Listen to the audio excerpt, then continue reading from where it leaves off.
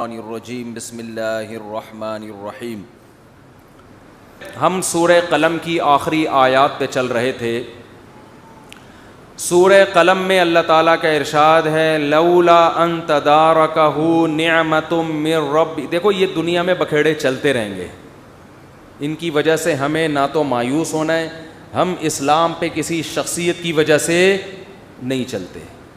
اپنے آپ کو ایسا بناؤ ہی نہیں، کسی شخصیت کے ایسے حوالے کر دو کہ یہ ہے تو میں ہوں، یہ نہیں ہے تو میں بھی نہیں ہوں۔ جو آدمی یہ کام کرے گا وہ گمراہ ہو جائے گا۔ میں نے بہت سے لوگ دیکھے ہیں، لوگ ان پہ اعتماد کرتے ہیں، بعد میں پتہ چلتا ہے یہ تو 2 نمبر آدمی ہیں، تو وہ لوگ دین سے ہی پھر جاتے ہیں۔ جب نبی کے بارے میں قرآن نے کیا کہا، دیکھو غزوہ احد میں رسول اللہ صلی اللہ علیہ وسلم کی شہادت کی افواہ پھیل گئی، جھوٹی خبر، بہت سے صحابہ حواس باختہ ہو گئے۔ قرآن میں آیتیں کیا نازل ہوئیں، وما محمد الا رسول، محمد اللہ تھوڑی ہیں، اللہ کے پیغمبر ہیں۔ افإن مات او قتل، اگر ان کی موت ہو جائے یا قتل ہو جائیں تو کیا تم دین پہ واپس پھر جاؤ گے؟ یعنی تم محمد صلی اللہ علیہ وسلم کی وجہ سے تھوڑی دین پر ہو، تم کس کو خوش کرنے کے لیے ہو؟ اللہ کو۔ نبی کو بھی خوش کر رہے ہو تو اللہ کی خاطر۔ جب آپ صلی اللہ علیہ وسلم کا وصال ہوا، آپ کی وفات ہوئی، تو صحابہ کے حوصلے پست، تو حضرت عمر نے کیا فرمایا کہ جو یہ کہے گا کہ نبی کی موت واقع ہو گئی ہے میں اس کی گردن اڑا دوں گا۔ حضرت ابو بکر نے کیا فرمایا، یہی آیت پڑھی وما محمد الا رسول، فرمایا محمد اللہ کے رسول ہیں بس۔ افإن مات او قتل، ان کی موت واقع ہو جائے یا قتل ہو جائیں تو دین سے پھر جاؤ گے کیا؟ پھر آپ نے فرمایا یا ایھا الناس، اے لوگو، من کان منکم یعبد محمدا فإن محمدا قد مات، تم میں اگر کوئی محمد کی عبادت کرتا تھا صلی اللہ علیہ وسلم تو محمد پر موت واقع ہو چکی ہے۔ ومن کان منکم یعبد اللہ، اور تم میں کوئی اللہ کی عبادت کرتا تھا۔ کیا اسلام ہے یار، کتنی کلیئرٹی ہے اسلام کے عقیدے میں۔ اور یہ اعلان وہ کر رہا ہے جو محمد کا سب سے چہیتا ہے صلی اللہ علیہ وسلم، جو سب سے چہیتا ہے، جس کو سب سے زیادہ غم ہوا ہے آپ کے بچھڑنے کا، اس کی ایسی تربیت ہوئی ہے کہ بھائی میں اصل نہیں ہوں، اصل کون ہے؟ اللہ۔ تو کیا خطبہ دے رہے ہیں، ادھر صحابہ غم میں رو رہے ہیں، جانور ہلاک ہو رہے ہیں غم میں، جو نبی جن پر سواری کیا کرتے تھے۔ آپ کی اونٹنی جس پر آپ سوار ہوتے تھے وہ غم میں مر گئی، بھوکی پیاسی مر گئی وہ۔ لیکن ابو بکر کیسا قوم کو سنبھالا دے رہے ہیں اور کہہ رہے ہیں یا ایھا الناس، اے لوگو، تم میں جو محمد کی عبادت کرتا تھا فإنہ قد مات، محمد صلی اللہ علیہ وسلم پر موت واقع ہو چکی ہے۔ قد لگا دیا تحقیق کے لیے۔ ومن کان منکم یعبد اللہ، اور تم میں جو اللہ کی عبادت کرتا ہے، اللہ کی غلامی کرتا ہے، فإنہ حی لا یموت، وہ آج بھی زندہ ہے، اس پر موت واقع نہیں ہوگی۔ یعنی وہ حیران تھے تمہیں کیا ہو گیا، کوئی اچھمبے کا کام تھوڑی ہوا یہ، وہ تو بشر ہے، انسان ہے، انہوں نے تو دنیا سے جانا تھا، ہم تو اللہ کے لیے دین پہ چلے ہیں۔ کسی شخصیت پر اتنی قربانی نہیں دی جاتی، کسی شخصیت پر اگر قربانی دی جا رہی ہے تو کس کی وجہ سے؟ اللہ کی وجہ سے، اللہ راضی ہو رہا ہے۔ دیکھو قرآن میں نا بڑے علمی نکات ہیں۔ قرآن کہہ رہا ہے یعتذرون الیکم اذا رجعتم الیہم لترضوا عنہم، قرآن کہ لتعرضوا عنہم ہے لترضوا عنہم، کوئی حافظ نہیں بیٹھا ہوا، لترضوا عنہم فإن ترضوا عنہم فإن اللہ لا يرضى عن القوم الفاسقین۔ اے نبی جب آپ غزوہ تبوک سے واپس پہنچیں گے تو یہ جھوٹی قسمیں اٹھائیں گے تاکہ آپ ان سے راضی ہو جائیں، خوش ہو جائیں۔ اگر آپ خوش ہو بھی گئے اللہ پھر بھی خوش بولو نہیں ہوگا۔ دیکھو یہاں نبی کو خوش کرنے کا ثواب کیوں نہیں مل رہا؟ کیونکہ یہاں نبی کو خوش کرنے سے مقصد اللہ کو خوش کرنا نہیں ہے۔ تو قرآن کہہ رہا ہے ایسی خوشی کا میں ایسی خوشی پہ خوش نہیں۔ اور کعب ابن مالک، مرارہ ابن ربی اور ہلال ابن امیہ، ان 3 صحابی نے سچ بول کے نبی کو ناراض کر دیا۔ منافقین نے جھوٹ بولا نا کہ یہ عذر تھا، یہ عذر تھا، ہم تبوک میں اس لیے نہیں آ سکے، یہ مسائل تھے، یہ مسائل تھے۔ نبی عالم الغیب نہیں، آپ نے کہا چلو بھائی ایسے ہی ہوگا، آپ خوش ہو گئے، ٹھیک ہے بھائی جاؤ، کوئی سزا نہیں، کچھ بھی نہیں۔ اللہ نے کہا آپ خوش ہیں، اللہ نہیں خوش ان سے۔ دوسری طرف منافقین جو مخلص صحابہ تھے 3، کعب ابن مالک، مرارہ ابن ربی، ہلال ابن امیہ، یہ 3 صحابی نے سچ بولا۔ یا رسول اللہ کوئی عذر نہیں تھا؟ بس ہم سستی کی وجہ سے پیچھے رہے, کوئی عذر نہیں تھا. جانا چاہیے تھا, ہم پہ فرض تھا, لیکن باغ پک چکے تھے, سب کچھ تیار تھا, پھر بھی نہیں گئے, کوئی عذر نہیں ہے. سچ بولا نا, نبی غضبناک ہو گئے. نبی کیا ہو گئے؟ اس لیے نہیں کہ سچ بولا ہے, اس لیے کہ جب کوئی عذر نہیں تھا تو پیچھے رہنے کا کوئی جواز بنتا نہیں. آپ نے فرمایا قم, جاؤ یہاں سے, حتی یقضی اللہ فیکم, اللہ فیصلہ کرے گا تمہارے بارے میں.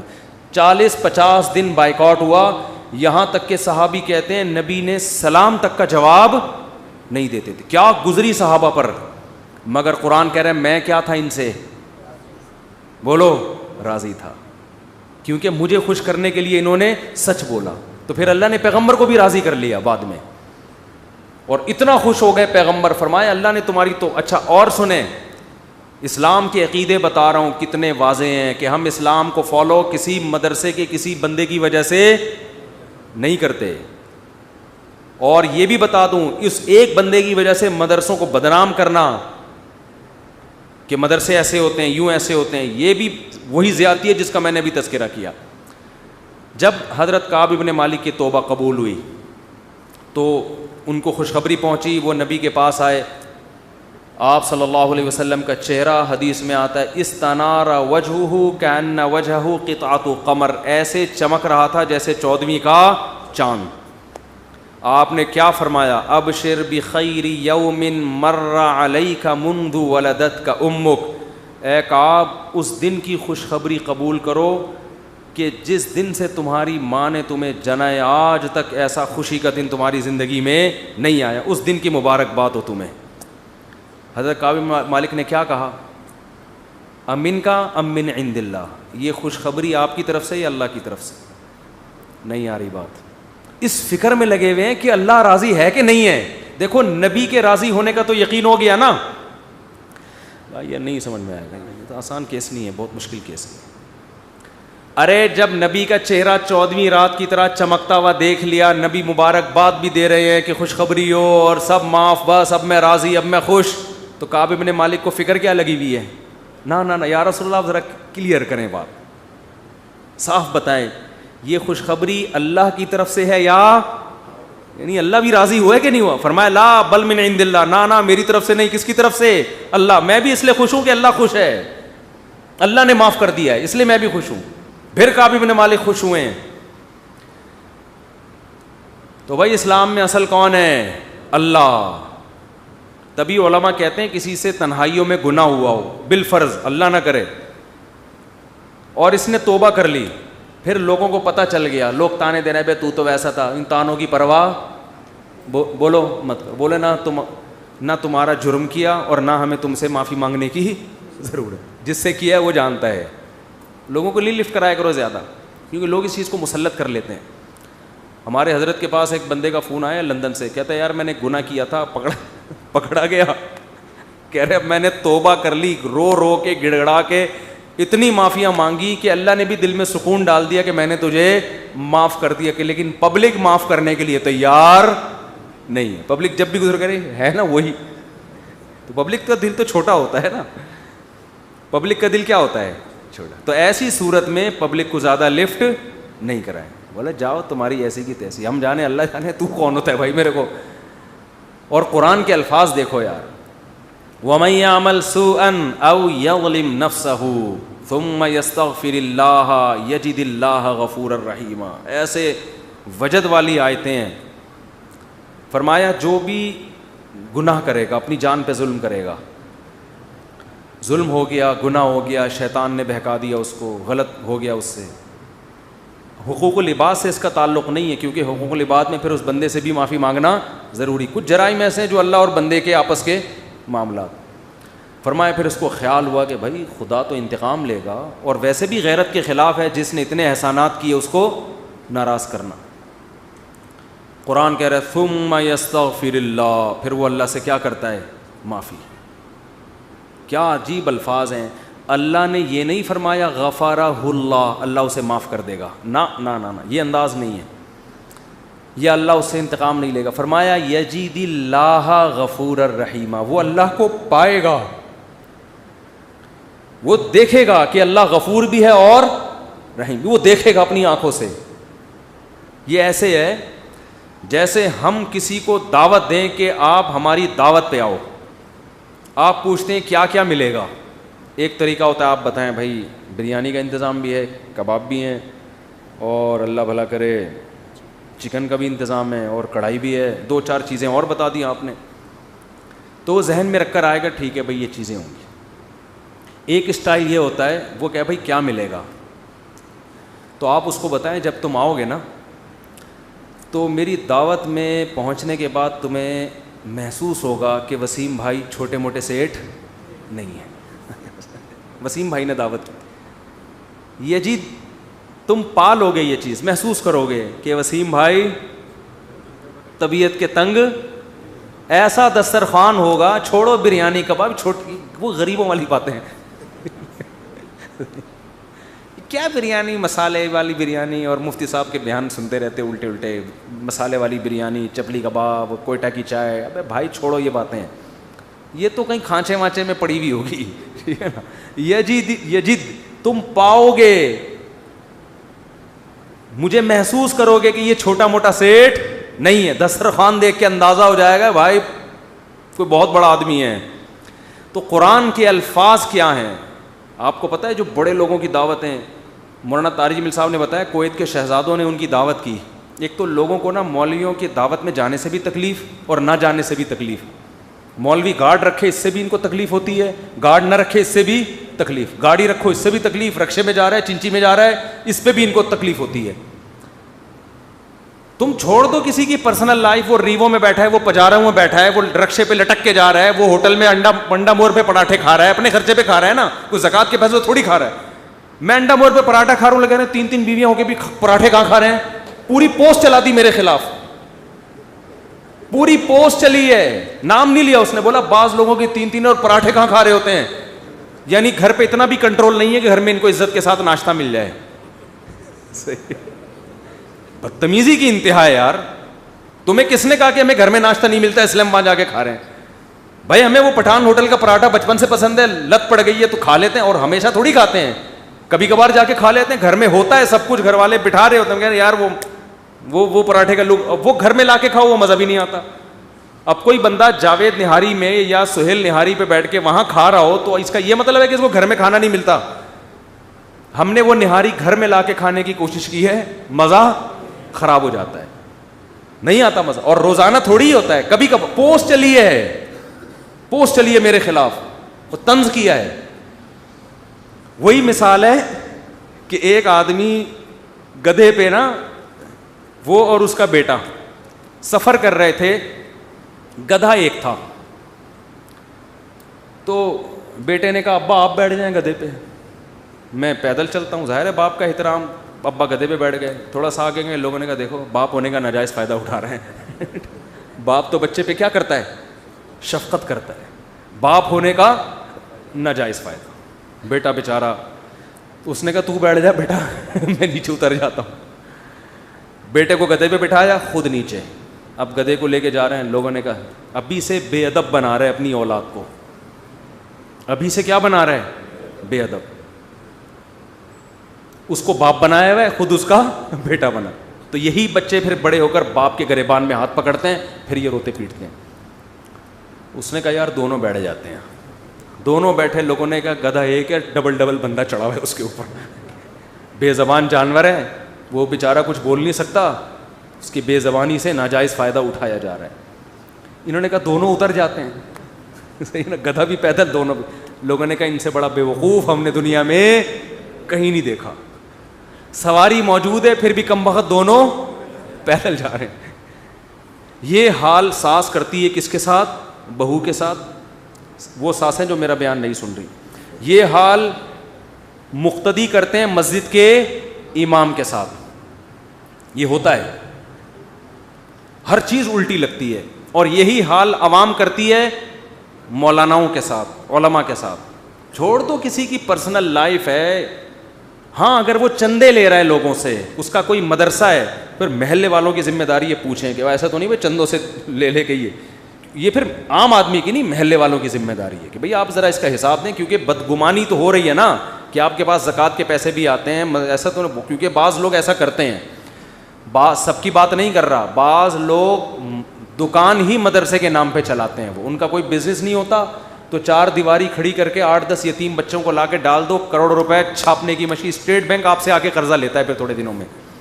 حقیقت بتا رہا ہوں میں, یہ ہو رہا ہے, میں نہیں کہہ رہا سب ایسا کر رہے ہیں, کچھ لوگ ایسا کرتے ہیں, لیکن اس کی وجہ, اس کا یہ مطلب نہیں کہ سارے مدرسے غلط ہیں. او بھائی آپ کو بھی تو اللہ نے شعور دیا ہے, آپ دیکھو کہ بھائی تو کون ہے, تو نے یہ 4 دیواری کھڑی کر کے 2 دن میں کروڑ پتی ہو گیا, تو کہاں سے آ رہا ہے؟ تو اس کو چاہیے کہ وہ پابند ہے کہ وہ بتائے کہ کہاں سے کما رہا ہوں میں. سمجھتے نہیں ہو, میرا خیال ہے بات. تو اس میں خوب ایک بات کر کے بس میں آگے چلتا ہوں. دیکھو گارڈ نہ رکھنا, جبکہ آپ کو, کیونکہ لوگ اس کو سادگی سمجھتے ہیں, میں نے یوٹیوب پہ بھی ایسی ویڈیوز دیکھی ہیں, فلاں سے ملنے گئے, کوئی گارڈ ہی نہیں ہے, ایسے جا کے چپک گئے ہم سے, کوئی پوچھنے والا نہیں ہے. کیسے ہمارے حضرت جی بہت سادہ ہیں, کتنے سادہ. یہ سادہ نہیں ہے, یہ پرلے درجے کے بے وقوف اور 1 نمبر کے احمق ہیں, کیونکہ ملکی حالات بھی ایسے ہیں. جب بھی ملک میں حالات خراب ہوتے ہیں, مشہور شخصیتوں کو ہمیشہ نشانہ بنایا جاتا ہے. نہیں آ رہی بات؟ جب بھی ملک میں بیرونی طاقتوں نے حالات خراب کرنے ہوتے ہیں, وہ دیوبندی, بریلوی, اہل حدیث, شیعہ, سنی کا فرق نہیں دیکھتے. وہ کہتے ہیں جو آدمی مشہور ہے اس کو اڑا دو اور دوسرے پہ بلی ڈال دو. دیوبندی کو مارو, ڈال دو بلی بریلویوں پہ, بریلوی کو مارو دیوبندی پہ, اہل حدیث کو مارو فلاں پہ ڈالو. اور ماضی میں ایسا بہت ہوا ہے. تو ایسے موقع پہ گورنمنٹ پہ تو کوئی بھی اعتماد نہیں کر سکتا. ایسے موقع پہ آپ اگر مشہور ہو گئے ہو اور پھر بھی آپ گارڈ نہیں رکھ رہے, تو آپ انا للہ کے لیے بہت جلد, ذرا سے ملک میں حالات خراب ہوں گے, سب سے پہلے نشانہ کس کو بنایا جائے گا؟ آپ. حضرت مولانا عادل شہید رحمۃ اللہ علیہ, جو اتنے بڑے عالم تھے, ابھی وفاق المدارس کا کہا جاتا ہے انہوں نے صدر بننا تھا, اتنی ان کی ساکھ تھی, اتنا ملیشیا میں اور دنیا میں ان کا نام تھا, اتنے بڑے عالم. ہم ان سے کہتے تھے, علماء کہتے تھے آپ تو ایسے نہتے گھوم رہے ہیں, لیکن وہی ہے, بعض بدبخت لوگ غلط مشورے دیتے ہیں. نہیں حضرت, موت تو ایک دن آنی ہے, وہ تو ویسے بھی آنی ہے, تو نہ پھر کھانا بھی نہیں کھاؤ, زہر کا پیالہ پیو, جس دن مرنا ہوگا, نہیں مرنا ہوگا تو الٹی ہو کے نکل آئے گا وہ زہر کا پیالہ. وہ کیا ہوا ہے, کیسے ان کو شہید کیا ہے. بعض علماء سے میں نے سنا, کہتے ہیں تو چلانے والے نے بندوق چلا دی, ورنہ گلا دبا کے بھی مار سکتا تھا, گولی بھی ضائع کرنے کی ضرورت نہیں تھی, کوئی سیکیورٹی کا انتظام سرے سے تھا ہی نہیں. تو یہ بہت بڑا حضرت مولانا یوسف لدھیانوی شہید رحمۃ اللہ علیہ بازار میں سبزی خرید رہے ہیں اور ایک بندہ یہاں بندوق کر کے شہید کر کے چلا گیا. اس وقت ہمارے شیخ مفتی رشید احمد صاحب کو بہت غصہ آیا تھا, بہت غضب, کیونکہ ہمارے شیخ حضرت مفتی رشید احمد صاحب کو حضرت مولانا یوسف لدھیانوی سے بہت محبت تھی. ان کے بارے میں کہتے تھے کہ یہ بہت, یعنی 1 نمبر کہتے تھے ان کو. اور مولانا یوسف لدھیانوی بھی مفتی رشید احمد صاحب کے بارے میں کہتے تھے کیا ہیں, 1 نمبر. بلکہ مولانا یوسف لدھیانوی نے یہاں تک کہا کہ جو مفتی رشید احمد صاحب کی پوری اتباع کرے گا نا, میں اس کے بارے میں غالب گمان رکھتا ہوں کہ وہ جنتی ہے. بڑے دعوے کرتے تھے کہ یعنی ان کی اگر کوئی صحیح طریقے سے ان کو فالو کرے گا, یہ اتنے نیک ہیں. تو جب گلی میں چل رہے ہیں, کوئی یہاں بندوق رکھی, شہید کر کے چلا گیا. حضرت اتنے حیران ہوئے, حضرت ان کے متعلقین پر حیران ہوئے کہ دیکھو جو خود شخصیت ہوتی ہے نا, اس کو اپنی فکر نہیں ہوتی, اس کے چاہنے والوں کی ذمہ داری ہوتی ہے کہ اس کو اس پر لے کر آئیں. وہ گارڈ نہیں بھی رکھ رہا, زبردستی تھوپیں گارڈ کہ کیسے گھوم رہے ہو بھائی, آپ نہیں رکھ رہے اس کا مطلب آپ کو محبت, یعنی آپ اس کو مجبور اگر نہیں کر رہے اس کا مطلب آپ کو ان کی شہادت سے آپ کی صحت پہ کوئی فرق پڑنے والا نہیں ہے. ایک طرف آپ محبت کے دعوے بھی کرتے ہو اور دوسری طرف آپ نے اپنے پیر صاحب کی حفاظت کا کوئی انتظام نہیں کیا. کب تک چھپو گے پیڑوں کی آڑ میں, کبھی تو ملو گے لنڈا بازار میں. وہ شعر میرا بڑا ہٹ, یہ اس کا اس سے تعلق نہیں ہے, لیکن ویسے ہی لنڈا بازار ایک ایسی جگہ ہے جہاں ہر آدمی آنکھ بچا کے جاتا ہے.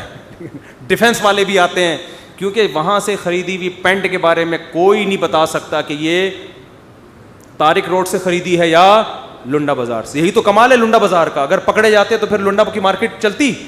میں نے ایک دفعہ اوریجنل لیدر کی جیکٹ صدر سے خریدی, لوگ بار بار کہتے لنڈا سے لی ہے. میں نے کہا کاش لنڈا سے لے لیتا, وہ زیادہ اچھا, پیسے بھی بچتے, عزت بھی رہتی. تو یہ حماقت ہے کہ آپ بہرحال ایک مشہور تو ہو گئے نا, صحیح ہوئے غلط ہوئے وہ ہمارا تو آپس میں وہ پھڈا چلتا رہتا ہے. لیکن آپ جب مشہور ہو گئے اور آپ پہ حملے بھی ہو چکے ہیں, 2-3 دفعہ چاقو مارنے FIR کٹی ہیں, اور آپ مجذوب بن کے کہہ رہے تھے ہمارے تو جو بھی جاتا ہے گلے مل کے, ایسا نہ ہو ایک دن کوئی گلے ملے اور آپ کسی کو دوبارہ ملنے کے قابل نہ رہیں. جو بھی مشہور ہوگا, صحیح ہو غلط ہو, میں اس پہ بحث میں نہیں جا رہا, چاہے کسی بھی مسلک سے ہو, ملک میں اس کو بہرحال خطرہ ہے کہ جب بھی فسادات کسی نے کرانے ہوتے ہیں تو مشہور مفتی تقی عثمانی صاحب کیسے نیوٹرل آدمی ہیں, پوری زندگی میں نے کبھی ان کی زبان مبارک سے کوئی کسی کے خلاف منفی جملہ نہیں سنا, کسی کے خلاف بھی نہیں سنا. ان پہ بھی حملہ ہوا ہے, سمجھتے نہیں ہو. اور ہمارے نبی نے پہرے رکھے ہیں, صحابہ کرام کے پہرے ہوا کرتے تھے, ہم ان سے بھی زیادہ توکل پہ آ گئے. تو کچھ چیزیں ایسی ہوتی ہیں جن کا سادگی سے نہیں, کس سے تعلق ہے, بولو, حماقت سے. اور یہ جو سیلیبریٹی ہوتی ہے نا, اس کو اتنی فکر نہیں ہوتی, یہ انسان کی نیچر ہے, وہ اپنے بارے میں سمجھتا ہے میں نہیں مروں گا اتنے آرام سے, یہ انسان کی نیچر ہے. اس کے متعلقین پر لازم ہوتا ہے کہ وہ اس کو فورس کرے کہ تمہارے باپ کو بھی گارڈ رکھنی. میرے جو گارڈ آپ کو نظر آ رہے ہیں, میں بھی ایسے ہی احمق ہوں. 5-6 سال سے کوششیں ہو رہی تھی مجھے گارڈ دیے جائیں, میں نے کہا نہیں رکھوں گا میں. اور میں اس لیے نہیں رکھ رہا تھا کہ میں نے کہا میں بکری چرانے کے لیے نکلتا ہوں, اب ریوو میں گارڈ بیٹھے ہوئے ہیں, مفتی صاحب دمبی کو لے کے جا رہے ہیں, تو عجیب سا لگے گا نا. یا تو کشمیر فتح کرنے جا رہے ہوں, پھر پیچھے پیچھے ریوو آ رہی ہوتی, گارڈ ہوتے, اور 2 کلاشن کوفیں میرے ہاتھ میں ہوتی, اور کہاں جا رہے ہیں جی. میرے کام کیا ہے بھائی, میں تو مدرسے میں پڑھاتا ہوں, یہاں بیان کرتا ہوں, اور پھر بکریاں چراتا ہوں. میں اپنی بکری کو لے کے, دمبی ہے میری, کبھی اس کی گھاس خریدنے جا رہا ہوں, کبھی وہ تو لمبے لمبے گارڈ ہوں گے, بولیں گے یار ہمیں کس کام پہ لگا دیا. ابھی میں نے پھر وہ, لیکن جو چاہنے والے بعض لوگ انہوں نے زبردستی لا کے تھوپ دیے, اور اچھا کیا, صحیح کیا, ایسا ہی ہوتا ہے. انہوں نے کہا آپ رکھو نہ رکھو, آپ کے باپ کو بھی چاہے بکری لے کے جاؤ, دمبی. اب ایک گارڈ کے حوالے میں نے دمبی کی ہوئی ہے, بات ہوتا ہے جب فارغ ہوتا ہے تو کیا پالتا ہے وہ, میرا دمبے. پرسوں اس کا موڈ خراب تھا, دمبے کا نہیں گارڈ کا. اب بات چل پڑی ہے تو پوری بات مکمل کر لوں. وہ کھڑا ہوا ہے, سن رہا ہے. پرسوں کیا ہوا, صبح سے اس کا میٹر کیا تھا گارڈ کا. جب میں کہیں جاتا ہوں تو پھر تو ساتھ ہوتا ہے نا, ہر وقت تو ساتھ نہیں ہوتا نا. میں ان کا کمرہ بنا ہوا ہے, وہ اپنے آرام سے ہنسی خوشی زندگی گزار رہے ہیں. کہیں بیان کے لیے جانا ہو یا کہیں بھی جانا ہو تو پھر, یا مسجد میں نماز کے لیے آتا ہوں تو ساتھ ہوتے ہیں. پرسوں کیا ہوا ہے کہ وہ ہمارا گارڈ ہے, اس کا صبح میٹر کیا تھا, شارٹ. میں نے کہا ایسا نہ ہو یہ میرے اوپر ہی چلا دے بھائی, آج اس کو لگ رہا ہے کوئی بات اس کو بری لگ گئی ہے, اس کو فوراً مناؤ. ٹھیک ہے, سارا دن موڈ آف ہے اس کا. میں نے کہا پتہ نہیں کیا ہو گیا. اچھا وہ مجھے بار بار کہتا تھا مفتی صاحب دمبا ٹکر بہت مارتا ہے. دمبا کیا کر رہا ہے, اس کو بیچ دو, یہ واقعی مار رہا ہے وہ, تو یہ بہت مارتا ہے. تو میں نے دوسرے سے پوچھا, میں نے کہا اس کو ہو کیا گیا, اس کا صبح سے موڈ آف ہے. اس نے کہا کہ اس کو دمبے نے بہت زور سے ٹکر ماری, اس کو دمبے نے بہت زور سے ٹکر ماری. میں نے کہا چلو مار دی, اٹھ گیا, تو اب تو موڈ صحیح کر لو نا, اور پھر دمبے پہ غصے ہو, ہم پہ کیوں غصے ہو رہے ہو. تو میں نے اس سے پوچھا کیا ہوا, کہہ رہے یار میرے دونوں کان سے سنائی نہیں دے رہا. میں نے کہا ٹکر تو ایک پہ ماری ہوگی نا, تو دوسرے سے کیوں. اس نے کہا میں دیوار کی طرف بیٹھا ہوا تھا, ادھر سے ٹکر ماری ہے, یہ والا اس دیوار پہ جا کے اتنی زور سے ماری. خیر اللہ کا شکر ہے اب سنائی دے رہا ہے, وہ صحیح ہو گیا نا, سیٹ اپ صحیح ہو گیا. وہ دمبا تو خیر میں نے بیچ دیا ہے, وہ واقعی بہت وہ ہو گیا ہے. تو زبردستی لوگوں نے رکھوا دیے, چاہنے والوں نے, اچھا کیا. ایسا ہی ہوتا ہے. تو جتنے بھی مشہور علماء ہیں ان کے معتقدین کا فرض بنتا ہے کہ وہ چاہیں یا نہ چاہیں آپ نے زبردستی ان کے اوپر مسلط کرنا ہے. ورنہ اکثر جو مشہور لوگ ہوتے ہیں ان کو اپنی وہ انسان خوش فہمی میں مبتلا ہوتا ہے. میں کہہ رہا یار ہمیں کون چھیڑے گا یار, لیکن جب اتنے لوگوں نے اتنوں کو چھیڑ دیا تو ہمیں بھی کوئی چھیڑنے آئے گا تو ٹائم نہیں لگتا. پھر ہم نے خاندانی انتظام کیا الحمدللہ. اللہ تعالیٰ جن لوگوں نے اس میں تعاون کیا اللہ انہیں جزائے خیر دے. تو اور اپنی بھی سیکیورٹی کا بھرپور انتظام کریں. ہر ایک کے چاہنے والے اتنے نہیں ہوتے, علماء کو تو جو چاہتے ہیں زبردستی کر دیتے ہیں, لیکن آپ لوگ اپنی سیکیورٹی کا بھی انتظام, اس میں توکل ٹھیک نہیں ہے. بعض خواتین پرس میں گولڈ لے کے جا رہی ہوتی ہیں, پھر چھینتے ہیں وہ بسوں کے اندر, پھر روتی پھر رہی ہوتی ہیں. بھئی کیا ضرورت ہے آپ کو اس طرح سے لے کے گھومنے کی.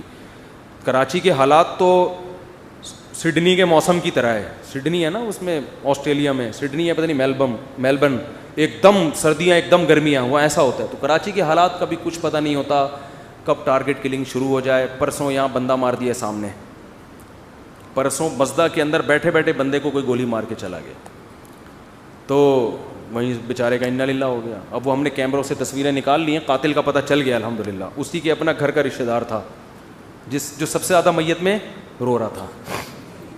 میں اکثر کہتا ہوں جو بہت زیادہ رو رہا ہوتا ہے سب سے پہلے پکڑو نہیں اس کو, خام میں بعض دفعہ دل واقعی اس کو رونا آ رہا ہوتا ہے, لیکن بہت دفعہ دیکھا ہے کہ جو سب سے زیادہ روتا ہے عموماً اسی نے مارا ہوتا ہے. مجھے تو اکثر اتنے واقعات دیکھ لیے ہیں.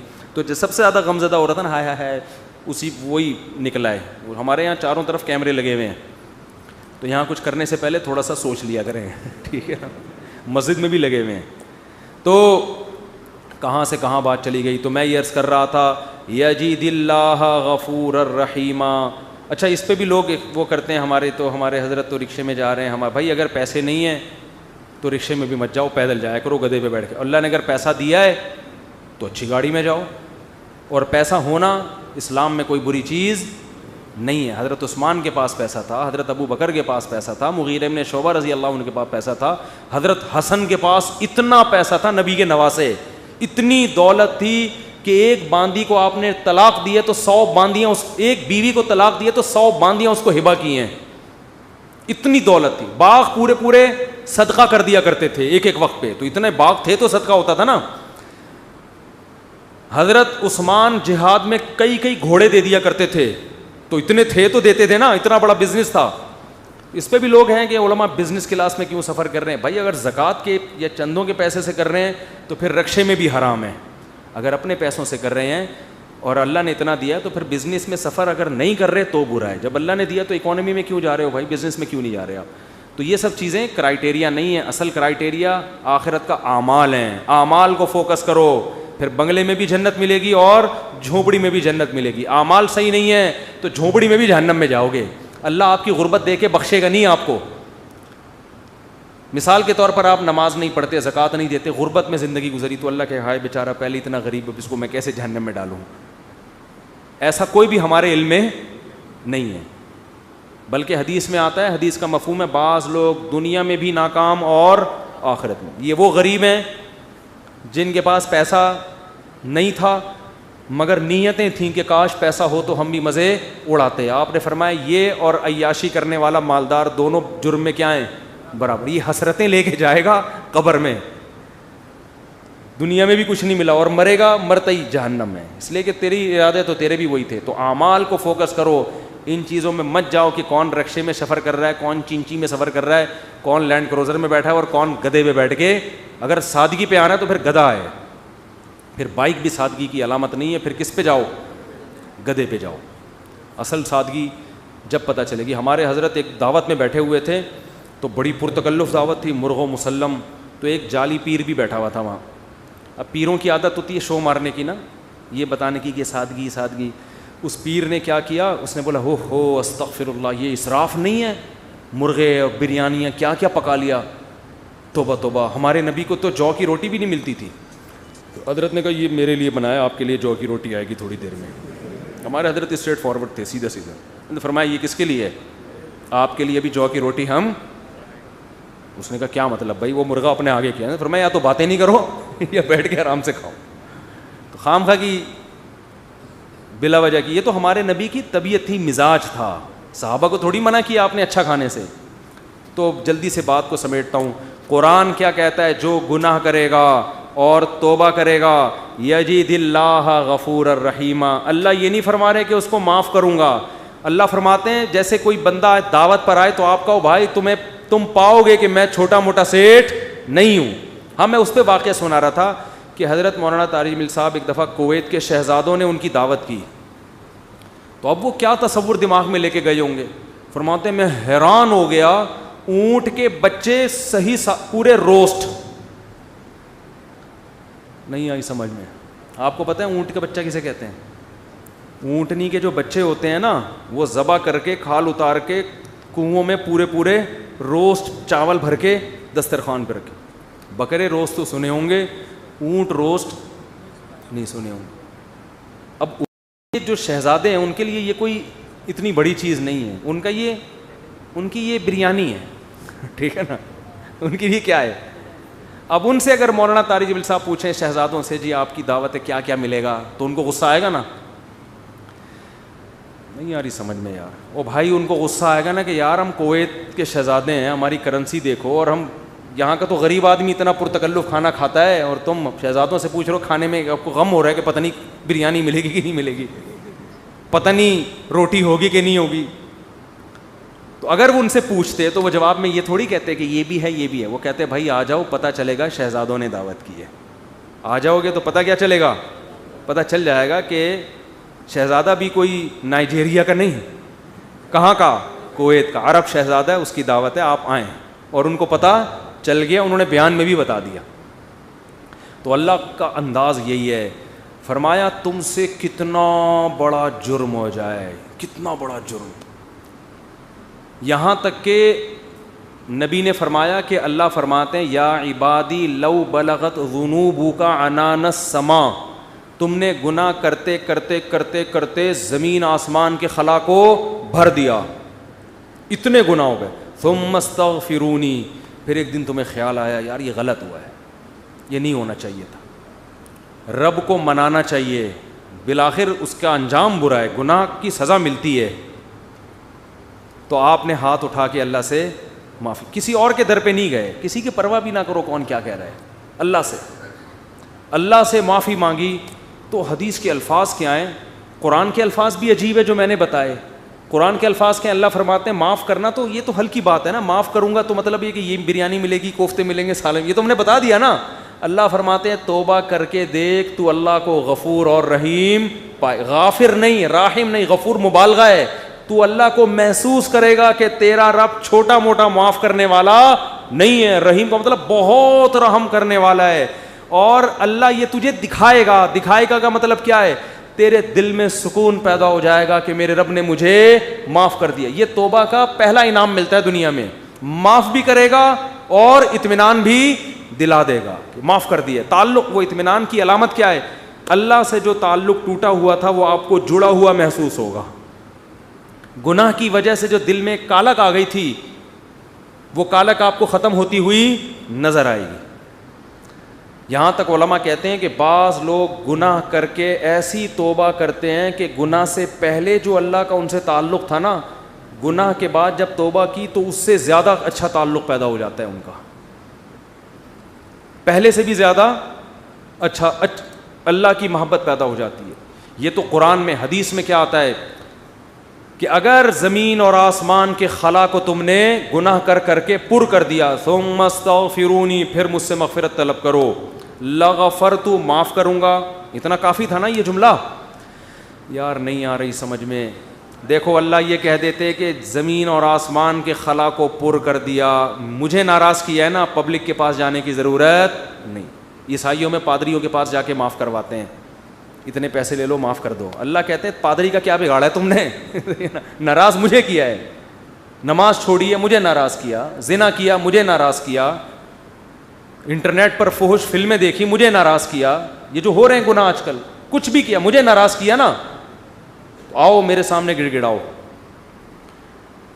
تو اللہ کیا کہتے ہیں, زمین اور آسمان کے خلا کو پر کر دیا, پھر مجھ سے معافی مانگو گے معاف کروں گا.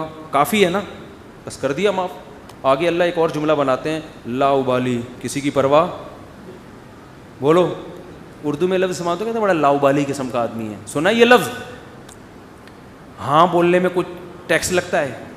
لا ابالی کہتے ہیں نا, یہ عربی کے لفظ سے آیا لا ابالی. لا کا مطلب نہیں, ابالی کا مطلب پرواہ نہیں کرتا میں کسی کی. جیسے جو آدمی کسی کی پرواہ نہیں کریں گے بڑا لا ابالی سا آدمی ہے. تو اللہ کیا کہتے ہیں, لا ابالی, معاف کروں گا کسی کی پرواہ نہیں. کیا مطلب, یہ جملہ لگانے کی کیا ضرورت تھی؟ جملہ اس لیے لگایا جا رہا ہے کہ بہت سے نیک لوگوں کو اعتراض ہو سکتا ہے, اے اللہ اتنے سارے گناہ سیکنڈوں میں معاف, یہ بات ہماری کھوپڑی میں بولو نہیں, کچھ تو تھوڑی سی ہوتی. جیسے ایک بیٹا نافرمان ہو, 20 سال باپ کو ستاتا رہے,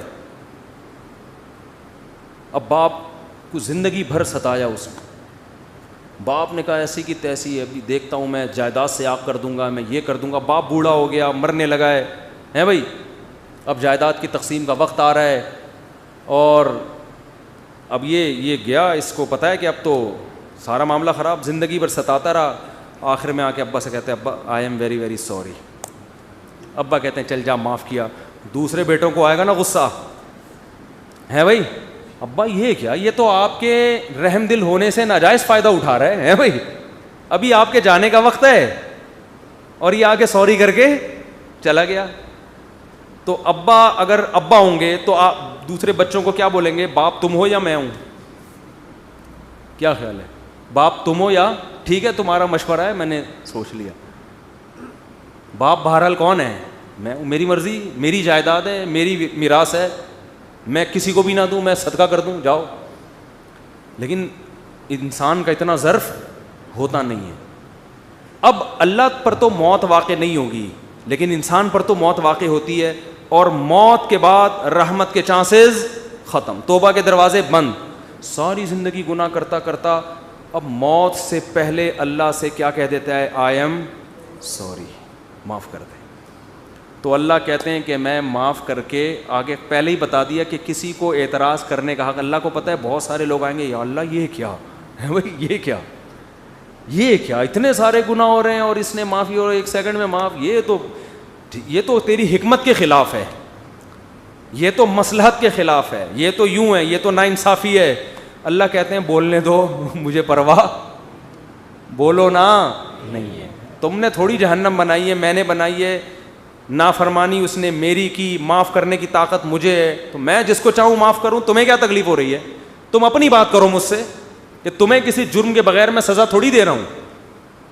یہ جو الفاظ ہیں نا, لا ابالی, یہ بڑے زبردست الفاظ ہیں. مجھے اس پر اکثر ایک چٹکلا یاد آتا ہے, وہ میں ہر بیان میں جب بھی اس حدیث کی تفسیر کرتا ہوں وہ سناتا ہوں کہ اس کی مثال کیسے ہے. اس کی مثال ایسے ہے, یہ جن لوگ پہلے سے بیان سن رہے ہیں انہیں یہ واقعہ سنا ہوا ہے, نئے لوگ بھی آ جاتے ہیں نا. پرانے والے اصل میں اعتراض کرتے ہیں, یار وہ گھسے پٹے قصے بار بار سنا کے نا تھک گئے ہم. تو بھائی آپ کے لیے گھسے پٹے, نئے لوگوں کے لیے کوئی مارکیٹ میں نیا آئے گا تو بتائیں گے ہم, اب آ ہی نہیں رہا. تو وہ ایک اونٹ, ایک بیل اور ایک دمبا, یہ بس واقعہ سنا کے بیان ختم کرتا ہوں, کچھ چند سوالات کے جواب دینے. اونٹ, بیل اور دمبا یہ کہیں جنگل میں سفر کے لیے نکلے, کھانا ختم, ایک گٹھری نظر آئی گھاس کی.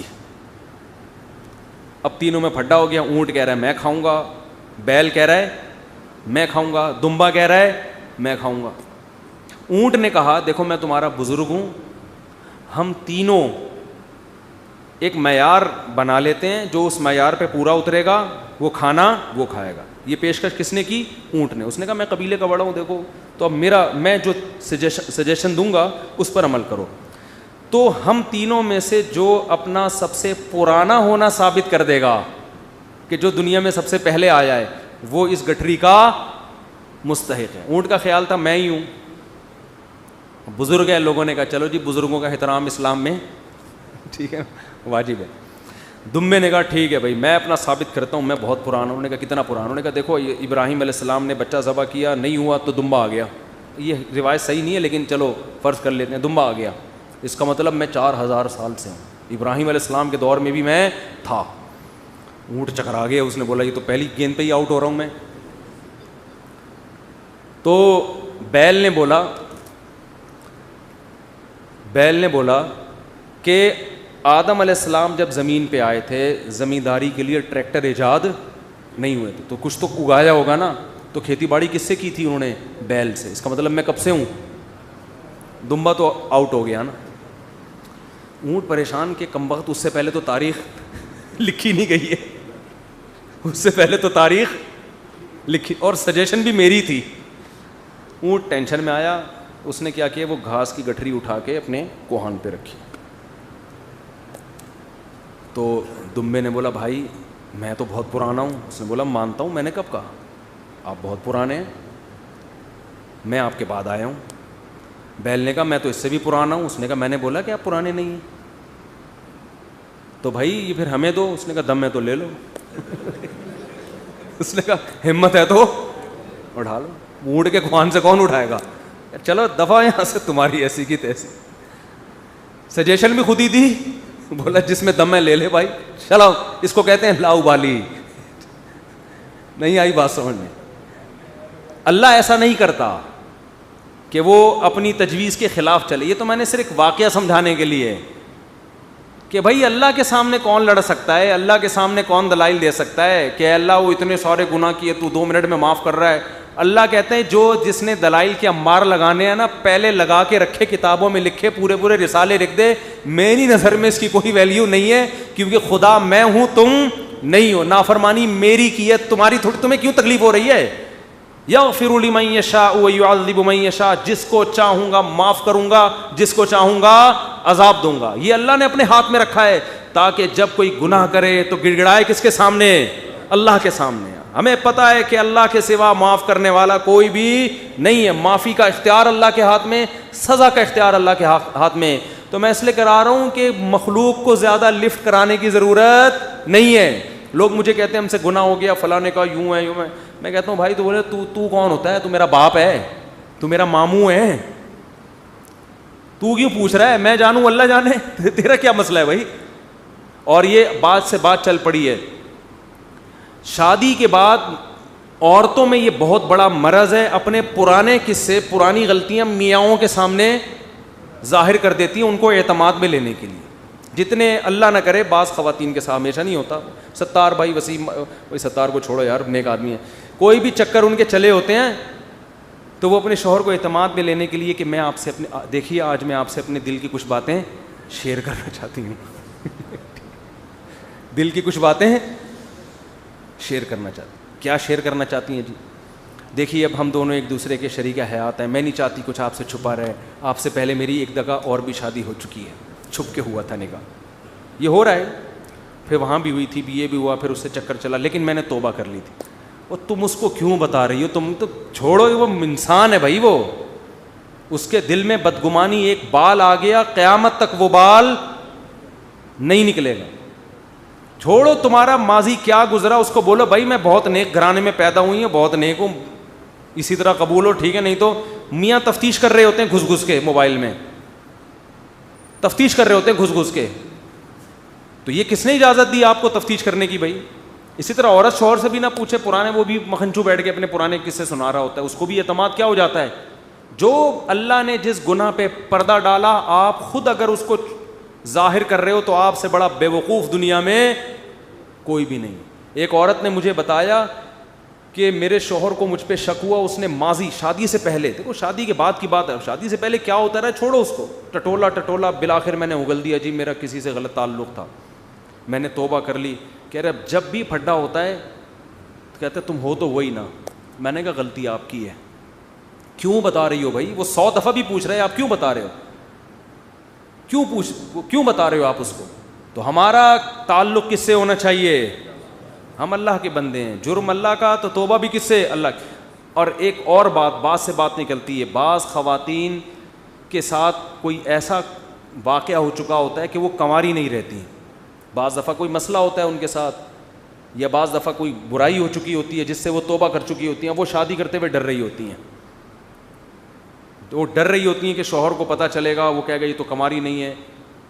تو وہ جب میں فون اٹھاتا تھا نا اس طرح کے مشورے بھی کہ ہم کیا شوہر کو بتا دیں, تو یہ حماقت نہیں کرنا بھائی. یہ تو کسی بھی طرح سے زائل ہو سکتا ہے, کسی بیماری سے بھی ہو سکتا ہے پردہ زائل, اور بھی 10 بعضوں کے پیدائشی نہیں ہوتا. تو ایسے موقع پہ جھوٹ بولنا بھی جائز ہے. نہیں آ رہی بات؟ عورت کے لیے جائز ہے کہ وہ شوہر سے بولو نا, جھوٹ بول دے, وہ یہ نہ بتائے کہ میں نے بدکاری کی ہے پھر توبہ کر لی ہے. یہ اتنی تفصیل میں جانے کی ضرورت نہیں ہے. وہ بول دے بھائی یہ پیدائشی نہیں ہے, یہ جھوٹ ہے. لیکن کیوں؟ وجہ اس کی یہ کہ اس کمبخت کو یہ تفتیش کی اجازت نہیں ہے کہ وہ پوچھے آپ سے. جو ماضی کے قصے ہیں وہ کیا ہیں؟ وہ ختم, وہ پرانے ہیں. تو جو ٹوہ میں لگتا ہے نا, ٹوہ میں گھستا ہے ایک دوسرے کی ٹوہ میں, اللہ اس کو کیا کرتے ہیں؟ رسوا کرتے ہیں. تو گناہ ہو جائے کس سے تعلق؟ اللہ سے. ہم عیسائی تھوڑی ہیں کہ پادریوں سے جا کے یا پنڈتوں سے جا کے اپنے گناہ شیئر کر رہے ہوں. مجھے بھی لوگ آ کے بتاتے ہیں, میں کہتا ہوں یار مجھے نہیں بتاؤ کیا ہوا ہے, میں بھی انسان ہوں. ہاں ایک صورت میں آپ بتائیں, جیسے کوئی مریض ڈاکٹر کو اپنی بیماری بتا رہا ہوتا ہے علاج کے لیے, تو کسی بزرگ سے, کسی عالم سے آپ کا تعلق ہے, آپ سمجھتے ہیں کہ اس سے میں مشورہ لے سکتا ہوں, اور مشورہ اس وقت تک نہیں لے سکتا جب تک میں اس کو اپنا پورا مرض بتاؤں نہیں کہ میرے اندر کیا گناہ ہے جو میں چھوڑنا چاہتا ہوں مگر مجھ سے چھوٹتا نہیں ہے. ایسی صورت میں پھر مجبوری ہے بتانے کی تاکہ وہ اس کا کوئی علاج بتائے آپ. تو اس کا خیال کرنا چاہیے. یہ اللہ کا دین کتنا زبردست ہے, اللہ نے ہمیں بتا دیا گناہ سے بچنا کیسے, ہو جائے تو کرنا کیا ہے. تو ہمارا رب ہے غفور الرحیم, جب توبہ کرو گے اللہ کہتے ہیں میں بتا دوں گا کہ میں, لوگ معاف نہیں کرتے مگر میں معاف کر دیتا ہوں. اچھا بھائی, اسلام میں فادر ڈے کی اہمیت کوئی اہمیت نہیں ہے. اسلام میں ابا کی بہت اہمیت ہے, ابا کے دن کی کوئی اہمیت نہیں ہے. ابا کا جو ڈے ہے یہ وہ لوگ مناتے ہیں جن کی نظر میں ابا کی ویلیو نہیں ہوتی. اور آپ دیکھ رہے ہیں ابھی کچھ وقت تک فادر ڈے منایا جائے گا جب تک فادروں کا تھوڑا بہت معلومات ہیں. جو جس بے حیائی کی طرف وہ معاشرہ جا رہا ہے, کچھ دنوں کے بعد گمشدہ فادر کی تلاش کا ڈے, سمجھ رہے ہو, یہ ڈے منایا جائے گا فادر تلاش ڈے. بچے کہیں گے ہمارا فادر ہمیں چاہیے, ایک دن ہم اس کے لیے خاص کریں گے کہ ہمیں کیا چاہیے, پتہ چلے کہ ہے کون وہ. تو یہ ڈے وے گورے مناتے ہیں, مدر ڈے, فادر ڈے. گورے مدر ڈے پر اپنی اماں کو کیک ویک بھیج دیتے ہیں. ایک صاحب نے مجھے بتایا کہ ایک گورا مجھے کہہ رہا تھا کہ میں چاکلیٹ خریدی تھی, میں مدر ڈے پہ اپنی والدہ کو دوں گا. میں نے کہا یار وہ مدر ڈے پہ نہیں, سوری, کرسمس پہ اپنی والدہ کو دوں گا. میں نے کہا یار ہم تو عید پہ اپنی اماں سے چاکلیٹیں لے کے کھاتے ہیں. نہیں آ رہی بات. عید پہ ہم تو اپنی والدہ سے لے کے کھاتے ہیں. شیر پکتی ہے نا گھر میں, عید کے دن گھروں میں شیر ہماری والدہ بچپن سے کھاتے آ رہے ہیں. اب وہ شیر ملتی نہیں کہیں. اب آج کل کی جو نئی جنریشن ہے ان کو وہ چیزیں پکانی نہیں آتی جو پرانے لوگ پکاتے تھے. ہماری والدہ کھنڈیاں پکاتی تھیں, کڑھی ایسی خاندانی قسم کی کڑھی پتہ ڈال کے, اور منگوچیاں, کوفتے, اور اللہ آپ کا بھلا کرے, اور بہت ساری چیزیں تھیں, نام ہی پرانا قصہ ہو گیا نا, نام بھول گئے. آج کل مارکیٹ میں یہ چیزیں کیا چل رہی ہیں, محنت ہوتی ہے نا ان چیزوں پہ. تو خیر, ہم تو بھائی عید کے دن ماؤں سے کیا کرتے ہیں, عیدیاں لیتے ہیں. ابھی بھی عید کے دن ہمارے اپنے بچوں پہ عیدی کا اچھا خاصا خرچہ ہوتا ہے. بچے تھوڑی ہمیں لا کے کھلا رہے ہوتے ہیں. تو ہمارے ہاں باپ ہے, ماں کیا ہے, ماں ہے. تو آپ یہ ڈے وے منا کے ان دنوں کو خاص نہ کرو. ہمارا روزانہ فادر ڈے ہوتا ہے, روزانہ مدر ڈے ہوتا ہے. سمجھتے نہیں ہو بات کو, میرا خیال ہے. روز فادر ڈے, روز ابا کو فون کر کے خیریت پوچھنی ہے, کوئی مسئلہ ہو تو ابا بتائیں آپ. اور والدہ سے روزانہ خیریت پوچھنی ہے. دنیا سے جا چکے ہیں تو روزانہ ان کے لیے دعا کرنی ہے, صدقات. اور گفٹ کا سلسلہ تو ہمارا مرنے کے بعد تک چلتا رہتا ہے, صدقات و خیرات کرتے ہیں ان کے لیے. ابھی ایک کلپ آیا بڑا زبردست, اس میں کسی نے کہا کہ دیکھو یہاں میں نے کسی گوری سے پوچھا, اس کے 5 بچے. میں نے پوچھا یہ پہلا بچہ کس کا ہے, اس نے کہا یہ اس کا ہے. اچھا وہ بندہ جو بنا رہے وہ کہ مولانا نہیں ہے. پھر کہتے ہیں میں نے پوچھا یہ دوسرا والا کس کا, یہ اس کا ہے. بھیا نا اسٹائل تو ہمارا اپنا ہوگا نا, تو مطلب اس کا یہی تھا. میں نے پوچھا یہ تیسرا کس کا, تیسرا یہ اس کا ہے. ابے ایک کے 3 نہیں ہے, چوتھا کس کا, یہ اس کا. 5واں اس کو یاد ہی نہیں آ رہا تھا کافی دیر کے, او یاد آیا 5واں اس کا ہے. تو اس بندے نے کہا کہ اپنے کلچر کی قدر کرو, اپنے کلچر کی. تو ان سے ملاقات ہو جائے نا جس نے کلپ بنایا, میں اس سے کہوں گا کلچر نہیں اپنے مذہب کی قدر کرو. یہ چیز ہمیں کلچر نے نہیں سکھائی ہے, ہمیں مذہب چھوڑ دیا تو یہ کلچر 2 منٹ میں ویسا ہو جائے گا, ان سے بھی آگے نکل جائیں گے ہم.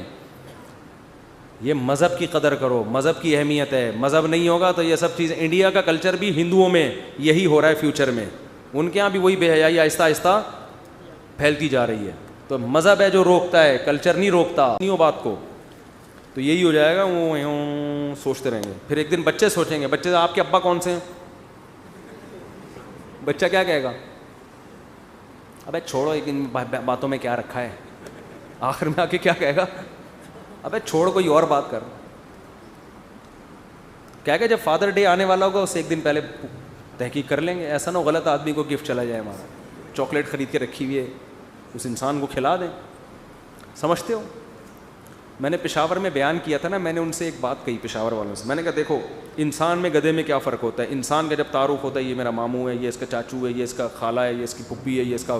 گدھے کا تعارف کیا ہوتا ہے, ایک اور گدھا ساتھ میں, یہ اس کا ماموں ہے بولو گے, یہ اس کی خالہ ہے بولو گے, بس یہ گدھا ہے. ٹوٹل یہی ہے, کوئی آگے پیچھے. کیوں؟ گدھے کا اللیگل باپ ہوتا ہے, لیگل باپ نہیں ہوتا. تو باپ تو گدھے کا بھی ہوتا ہے, اور گدھے کے باپ کو اگر آپ بول دو تو گدھے کا باپ ہے, اس کو غصہ آئے گا, بولے گا ایک تو گدھا بول رہا ہے اوپر سے گدھے کا باپ بول رہے ہیں مجھے, وہ ڈبل غصہ کرے گا. اللیگل ہوتا ہے, اس لیے کوئی رشتے نہیں ہوتے. بغیر باپ کے تو کوئی نہیں پیدا ہوتا سوائے حضرت عیسیٰ علیہ السلام کے. تو باپ کی دو قسمیں ہوتی ہیں, اللیگل اور لیگل. نکاح سے لیگل باپ بنتے ہیں اور پھر رشتے وجود میں آتے ہیں. بغیر نکاح کے اللیگل باپ ہوتے ہیں جس سے رشتے وجود میں نہیں آتے. تو اس لیے اپنے اس مذہب کی قدر کریں, کلچر نہیں, مذہب کی. اسی مذہب نے آپ کے اس کلچر کو قائم رکھا ہوا ہے. اچھا بھائی, ہمارے دوست کا سوال ہے کہ پتہ نہیں کیا لکھا ہوا ہے یار, کیا طلاق یافتہ کے بچوں کو اپنے بچوں کی طرح پالیں؟ ابے بھائی یہ بہت اہم سوال ہے, اس کو سمجھ لیں یار. میں لوگوں کو ترغیب دیتا ہوں طلاق یافتہ بیوہ عورت سے شادی کریں, اس کے بچوں کو بھی پالیں. ایک چیز خوب اچھی طرح سمجھ لیں, کچھ چیزیں معاشرے میں جب رائج ہوتی ہیں نا تو اس کے سائڈ افیکٹ بھی بہت ہوتے ہیں. تو جو جس فیلڈ کا ماہر ہے نا اس سے اس کے مشورے لے لینے چاہیے. میں جب اس کا قائل تھا نا 2004 میں نے یہ تحریک شروع کی, 2-3 شادیوں کی. اس وقت بھی میں 2 چیزوں کا لوگوں کو تلقین کرتا تھا. نمبر 1, یہ عورت کا کام نہیں ہے کہ اپنے شوہر کی دوسری شادی کرائے. سمجھ رہے ہو؟ عورت کی محبت کا تقاضا ہے کہ وہ کہے کہ نہیں کرو. یہ اس کی محبت کا کیا ہے؟ تقاضا ہے. وہ کیوں؟ وہ اس کا تھوڑی فائدہ ہو رہا ہے. لوگ مجھے کہتے ہیں عورتوں کو سمجھائیں کہ ہماری دوسری. کیوں سمجھائیں بھائی ہم عورتوں کو؟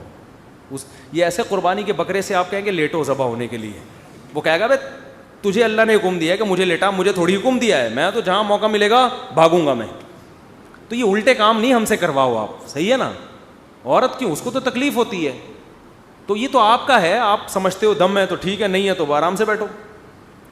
دوسری, بعض لوگ مجھے کہتے ہیں سسر سے کہیں کہ وہ اپنے داماد کو کہے کہ دوسری شادی کرو, پھر معاشرے میں یہ چیز پھیلے گی. سسر کبھی اپنی بیٹی پہ سوگن برداشت, یہ اس کی غیرت کے خلاف ہے. دیکھو رسول اللہ صلی اللہ علیہ وسلم نے فرمایا کہ 2 بہنوں سے نکاح مت کرو کیونکہ لِأَنَّكُمْ تَقْطَعُونَ بِهِ أَرْحَامَكُمْ, اس سے رشتہ داری ٹوٹے گی. کیوں؟ ایک بہن پر جب دوسری بہن سوکن بن کے آئے گی تو بہنوں کا رشتہ کیا ہو جائے گا؟ ختم, وہ سوکنے بن جائیں گی. تو اس سے اسلام کا مزاج سمجھنا چاہیے کہ اسلام رشتہ داری توڑنے کا قائل نہیں ہے. اب سسر اگر اپنے داماد کو مشورہ دے آپ دوسری شادی کرو تو بیٹی اور باپ کے تعلقات خراب ہوں گے کہ نہیں ہوں گے؟ بیٹی کہے گی میرے اوپر سوکن لانے والا تو میرا باپ ہے. تو یہ اسلام اس کو پروموٹ, باپ کو چاہیے وہ آنسو بہائے, ٹھیک ہے نا؟ باپ کو چاہیے داماد اگر دوسری شادی کر رہا ہے بولا بھائی تیرا مسئلہ ہے, اس کے حقوق ضائع نہیں ہونے چاہیے, گھر الگ لے کے دے گا, اس پہ کوئی فرق نہیں آنا چاہیے. وہ تو اپنے حقوق کا مطالبہ کرے تب تو وہ انسان کا بچہ بنے گا. اگر آپ نے اسے کہہ دی بیٹا اسلام نے تو 4 کی اجازت ہے, 1 نہیں 3 میں تمہاری کراؤں گا, جب اس کو پیڑے میں لڈو ملیں گے پلیٹ میں, وہ حقوق بھی ادا نہیں کرے گا. سمجھتے ہو؟ کیونکہ جن عورتیں نے خود جا کے اپنے میاؤں کی 2-2 3-3 کرائی ہیں نا, بعد میں اکثر وہ پچھتائی ہیں کہ یہ تو اسی کی بغلوں میں بیٹھ گیا جا کے. تو جب انسان ٹینشن سے کوئی چیز ملتی ہے تو قدر بھی کرتا ہے. تو میں یہ نہیں کہہ رہا کہ عورتیں عذاب بن جائیں اپنے شوہر کے لیے, حلال کو حرام سمجھنا شروع کر دیں, ایسا نہیں ہے. بعض تو کفری کلمات زبان سے نکالنا شروع کر دیتی ہیں, اسلام کو برا بھلا کہنا یہ نہیں. لیکن ہم یہ بھی نہیں کہتے کہ وہ اپنے میاؤں کی خود جا کے کرائیں, یہ بھی غلط ہے. نہ سسر کرائے گا نہ آپ کا سالہ کرائے گا آپ کی. اس خوش فہمی میں نہیں رہے کہ سالہ آپ کو کہے کہ میری بہن پہ 1 سوکن لے آؤ, وہ کہے گا بھائی یہ تمہارا ہیڈک ہے, ہمیں اس کے حقوق چاہیے, اس کے ساتھ ناانصافی بولو نہیں ہونی چاہیے. آپ کو اگر ہے تو آپ کرو. یعنی بالکل اس کی آسان مثال ہے کہ بکرے کو کبھی نہیں کہا جاتا. دیکھو میرے قربانی کے فضائل پر جتنے بیانات ہیں آپ کے لیے, بکروں سے میں نے کبھی خطاب نہیں کیا. دیکھو اتنا ثواب ہے, 1 بال کے بدلے میں نیکی ملے گی تو لیٹ جاؤ, کہہ رہے ہو اس کو ملے گی ہمیں تھوڑی ملے گی. ہماری تو بوٹیاں بن کے کھا جائیں گے پبلک. تو عورت کہتی ہے ہماری تو واٹ لگ گئی نا, ہمارے اوپر تو سوگن آ گئی, ہمارا میاں تو آدھا وہاں ہو گیا آدھا وہاں ہو گیا, تو ہم کیوں کرائیں اس کی شادی. اب آپ کہیں گے جب بیچاری کی واٹ لگ رہی ہے تو مفتی صاحب اس پہ ترس کیوں نہیں کھا رہے؟ بھائی اس پہ ترس کھائیں گے تو لاکھوں پہ بیڑا غرق ہو رہا ہے. تو اسلام نے ایک اجتماعی مفاد کے لیے حکم دیا ہے, سمجھتے ہو؟ ہاں کچھ فائدے اس کو بھی ہوتے ہیں, وہ پھر کبھی اور وقت ہم بیان کر دیں گے. کچھ فائدے عورت پہلی بیوی کو بھی ہوتے ہیں, لیکن انسان جو مرد ہے وہ انسان کا بچہ ہو بشرطے کہ حقوق ادا کرنا جانتا ہو, ورنہ بہت سے حقوق نہیں پھر ادا کرتے. خیر, اب اسی میں یہ چیز بھی داخل ہے کہ میں آپ کو بار بار ترغیب دیتا ہوں, میں کیا قرآن ترغیب دیتا ہے کہ جب کسی عورت سے نکاح کریں تو سوتیلے بچوں کو بھی اپنے ساتھ آنے دیں, لیکن اس کا یہ مطلب ہرگز نہیں ہے کہ آپ اس خاتون سے یہ ایگریمنٹ کریں کہ ان کے بچوں میں اور میرے بچوں میں, تمہارے بچوں میں میرے بچوں میں کوئی فرق نہیں ہوگا. یہ نیچرل نہیں ہے, یہ انسانی فطرت ہے کہ وہ اپنے خون سے, اپنے بلڈ سے جتنی محبت کرتا ہے سوتیلوں کو اس نظر سے نہیں دیکھے گا. تو اس میں عورت سے شادی سے پہلے بتایا جائے کہ بھائی میں اس لیے تمہارے ساتھ بچے آنے دے رہا ہوں کہ ماں بچوں کے بغیر رہ نہیں سکتی, یہ بچے رل جائیں گے, تو تم میری ہو, بچوں کو بھی اپنے ساتھ جہیز میں لے آؤ, بچوں کو پالو, مجھے کوئی اعتراض نہیں ہے, بچے تمہارے ساتھ رہیں گے. باقی یہ کہ ان بچوں سے میں ویسے ہی محبت کروں گا جیسے میرے اپنے یہ ممکن نہیں ہے. کوئی کر لے تو اچھی بات ہے, نہیں آ رہی بات, کیونکہ ایسے بہت سے کیسز آ رہے ہیں, ایک عورت سے شادی کی, سوتیلے بچے آ گئے, اب جب اپنا بھی ہو گیا تو باپ کو وہ زیادہ پیارا لگ رہا ہے, وہ والے تھوڑے آڑے ترچھے لگ رہے ہیں. ٹھیک ہے نا. ایک صاحب ہیں, انہوں نے شادی کی, ان کے سارے بچے آڑے ترچھے, پھر 3-4 شادیاں کی انہوں نے, تو ایک سوتیلا آیا وہ خوبصورت, تو میں نے کہا چلو اس خاندان میں کوئی ڈھنگ کا بھی آیا, باقی سارے آڑے ترچھے. تو مجھے کہنے لگی یہ جو سوتیلا ہے نا مجھے ذرا بھی اچھا نہیں لگتا. تو ہمارے ایک دوست نے میرے کان میں کہا ایک ہی ڈھنگ کا ہے وہی ان کو اچھا, وہی اچھا نہیں لگ رہا. یہ نیچر ہے, وہ ان کی 4تھی شادی تھی میرا خیال ہے. اب ایسی باتیں کرنی نہیں چاہیے ممبر پہ, تو 3-3 4-4 شادیوں کی نا, تو گناہ کی باتیں ہیں نا یہ. تو وجہ کیا ہے, حالانکہ وہ سب سے خوبصورت ہے, لیکن باپ کو ظاہر ہے اپنے آڑے ترچھے وہ سوتیلے خوبصورت سے زیادہ اچھی. یہ نیچر ہے, اس کو آپ تبدیل نہیں کر سکتے, یہ اللہ نے بنائی ہوئی, یہ اللہ کی بنائی ہوئی فطرت ہے. اس میں عورتیں پھر لڑتی ہیں, عورتیں کہتی ہیں ہم نے تو اتنا بڑا دل کیا, بچوں کے باوجود آپ سے ہم نے شادی کی, اب ہم اپنے بچوں کو لے آئے ہیں, اس کو تو آپ اتنا پیار کرتے ہو, اس کو تو گود میں نہیں اٹھاتے, اس کو تو آپ یوں کر دیکھتے ہو, اس کو تو ٹیڑھی آنکھوں سے دیکھتے ہو, اس کی تو نوازشات, اور اس پہ یہ تو بھائی یہ کیا ہے, یہ نیچرل ہے. اس میں عورت کو چاہیے اپنے شوہر سے بولو نہ جھگڑے, بلکہ وہ یہ شکر ادا کرے کہ آپ کا یہ بہت بہت شکریہ کہ آپ نے میرے بچے مجھ سے چھینے نہیں, مجھے اپنے ساتھ اس گھر میں پالنے کی آپ نے پرمیشن دے دی. تو عورتوں کو چاہیے اس پہ کمپرومائز کریں. سوتیلے بچے جب لایا کریں اپنے سوتیلے باپ کے ساتھ, تو بس اتنا ایگریمنٹ کریں کہ بھائی بس ان کو چھت مل گئی ہے, میرے بچے ہیں, میں ان کو پالوں گی. آپ نے محبت دے دیں بہت اچھی بات ہے, نہیں دیں تو بھی آپ کا ہیڈ ایک ہے, یہ میرا ہیڈ ایک نہیں آ رہی بات. یہ شروع میں ایگریمنٹ کر لیا کریں. آپ بھی کہیں سوتیلے کسی سے شادی کریں, سوتیلے بچے ہوں, تو اس کو پہلے پھر دیں محبت. ایگریمنٹ یہ کریں کہ بھائی کوئی گارنٹی نہیں ہے, پتہ نہیں میں ان سے مانوس ہوں یا نہیں ہوں, میرا دل اس کی طرف مائل ہو یا نہیں ہو مجھے نہیں پتا, لیکن ہو سکتا ہے میں محبت اپنے بچوں سے بھی زیادہ دے دوں اس کو, ہو سکتا ہے نہیں بھی دوں. یہ پہلے سے لکھوا لیں تاکہ بعد میں جھگڑا نہ ہو, ورنہ وہ شادی رحمت کے بجائے عذاب بن جاتی ہے. قتل ہوتے ہیں, ایسے ایسے کیسز آتے ہیں سامنے, سوتیلے باپ اور بیٹوں کے میں گریبان پکڑتے ہیں ایک دوسرے کا, یہ ایسے ایسے پھڈے ہوتے ہیں. ایک بات یہ ہو گئی. دوسری بات یہ ہو گئی, میرا مشورہ یہ ہے کہ یہ بھی ایگریمنٹ کروایا جائے کہ جب یہ بالغ ہو جائیں گے تو یہ اپنے ننیال چلے جائیں گے. چھوٹے بچوں کو ماں کی ضرورت ہوتی ہے, جب وہ بڑے ہو گئے تو اب کیا کرنا ہے انہوں نے, نہیں آ رہی بات سمجھ میں بھائی. ایک یا تو مرد کر ہی نہیں رہا تھا ایسی عورت سے جس کے بچے بھی ہوں, اور جب کر رہا ہے تو اتنا بوجھ تو اس پہ نہ ڈالو نا, اتنا بوجھ تو اس آدمی پہ نہ ڈالو کہ وہ ہمیشہ آپ کے ساتھ رہیں گے. کیونکہ جب اپنے بچے بالغ ہوتے ہیں مرد کے, تو پھر اس کو وہ دیکھتا ہے کہ بھائی یہ میرے سوتیلے بیٹے بھی, پھر جائیداد میں مسائل, پھر کاروبار میں مسائل, اب یہ بڑے ہو گئے, اب ان کو ماں کی اتنی ضرورت نہیں ہے, اب یہ کہاں رہیں گے, اب یہ اپنا الگ سیٹ اپ کریں. تو عورت کو چاہیے اپنا دل کیا کرے, بڑا کرے کہ چلو بھائی بچپن میں آپ نے ان کو مجھ سے محروم نہیں کیا. بچے تو جب بڑے ہوتے ہیں تو ویسے بھی ماں باپ کے ساتھ بھی نہیں رہتے, بہت سے اپنے بچے چلے جاتے ہیں دور. نہیں آ رہی بات سمجھ میں. تو خواتین کی ایسی کمپلینز آ رہی ہیں کہ وہ پھر وہ نہیں مانتی, کہتی نہیں اب یہ بس اپنے اور میرے میں کوئی. ایک دفعہ پھڈا ہو گیا نا, ایک آدمی کے اپنے بھی پہلی بیوی سے بچے تھے, پھر جب اس کی شادی ہوئی تو جہیز میں بچے آ گئے, پھر ان دونوں کے اپنے بھی ہو گئے. تو کیا ہوا, یہ آفس میں تھا, خاتون کا فون آیا, دیکھیں آپ جلدی گھر آئیں, میرے بچوں نے آپ کے بچوں کو مارا, آپ کے بچوں نے پھر میرے بچوں کو مارا, پھر ہم دونوں کے بچوں نے آپ کے بچوں کو اور میرے بچوں کو مل کے مارا. اس کے جواب میں آپ کے بچوں نے میرے بچوں کے ساتھ مل کے ہم دونوں کے بچوں کو مارا ہے. اگلی کی کھوپڑی گھومے گی کہ نہیں؟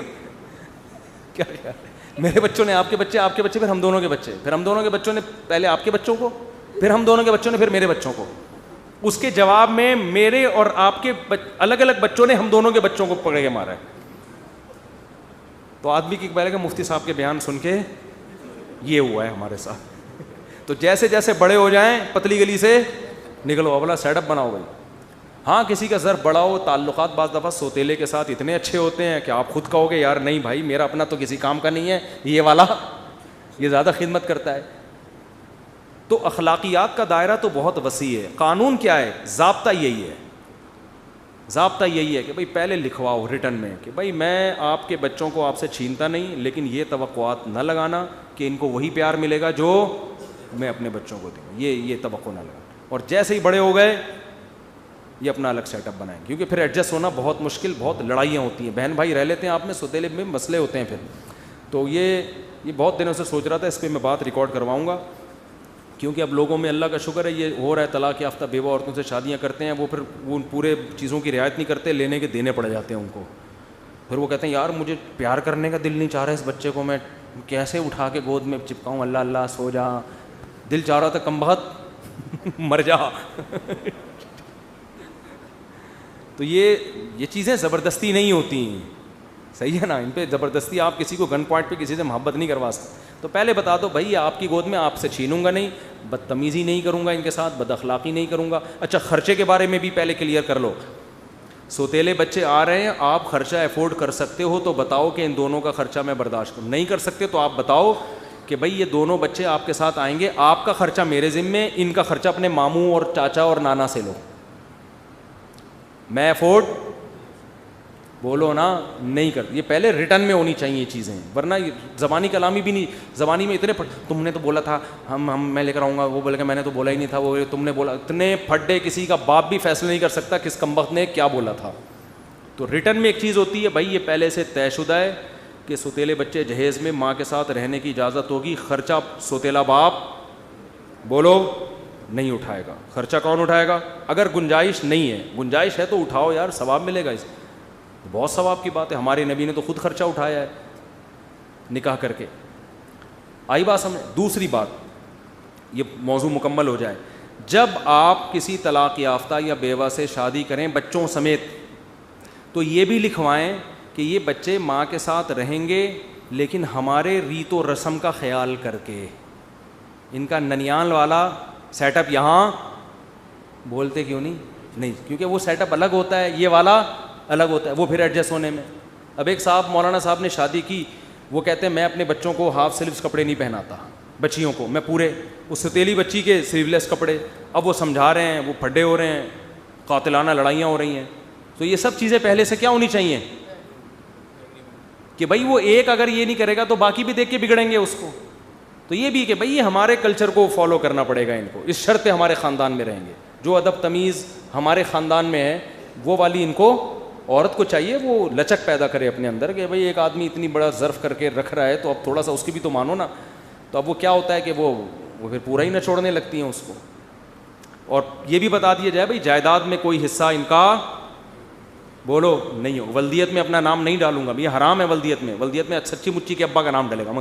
انگریز تھوڑی ہیں کہ بچے نادرہ میں دیکھ رہے ہیں کوئی اور ابا ہے, وہاں جاؤ تو کوئی اور ابا نکلتا ہے. تو اسلام میں نا جو سچی مچی کا باپ ہو اسی کو کیا کہتے ہیں؟ سوتیلا باپ شناخت